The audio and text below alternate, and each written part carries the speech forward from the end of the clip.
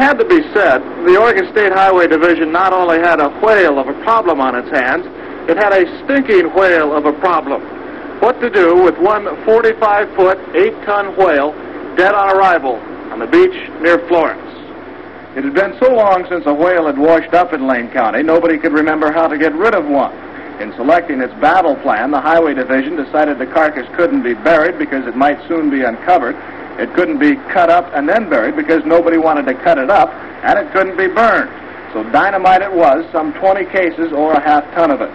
The hope was that the long-dead Pacific gray whale would be almost disintegrated by the blast, and that any small pieces still around after the explosion would be taken care of by seagulls and other scavengers.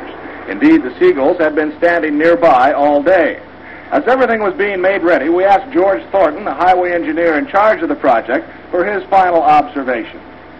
Well, I'm confident that it'll work. The only thing is we're not sure just exactly how much explosives it'll take to disintegrate this thing so the scavengers, seagulls, and crabs and whatnot can clean it up. Is there any chance it might be more than a one-day job? If there's any large chunks left, and we may have to do some other cleanup, possibly set another charge.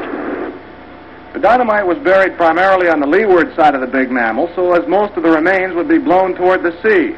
About 75 bystanders, most of them residents who had first found the whale to be an object of curiosity before they tired of its smell, were moved back a quarter of a mile away. The sand dunes there were covered with spectators and landlubber newsmen, shortly to become land blubber newsmen, for the blast blasted blubber beyond all believable bounds. You get a while?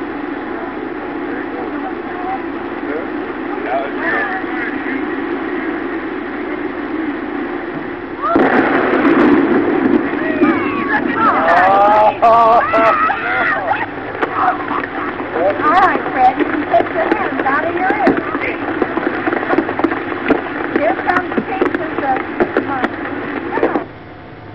Our camera stopped rolling immediately after the blast.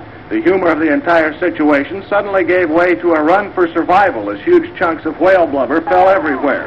Pieces of meat passed high over our heads while others were falling at our feet. The dunes were rapidly evacuated as spectators escaped both the falling debris and the overwhelming smell. A parked car over a quarter of a mile from the blast site was the target of one large chunk. The passenger compartment literally smashed. Fortunately, no human was hit as badly as the car. However, everyone on the scene was covered with small particles of dead whale. As for the success of the effort, well, the seagulls who were supposed to clean things up were nowhere in sight, either scared away by the explosion or kept away by the smell. That didn't really matter. The remaining chunks were of such a size that no respectable seagull would attempt to tackle anyway. As darkness began to set in, the highway crews were back on the beach burying the remains, including a large piece of the carcass which never left the blast site. It might be concluded that should a whale ever wash ashore in Lane County again, those in charge will not only remember what to do, they'll certainly remember what not to do.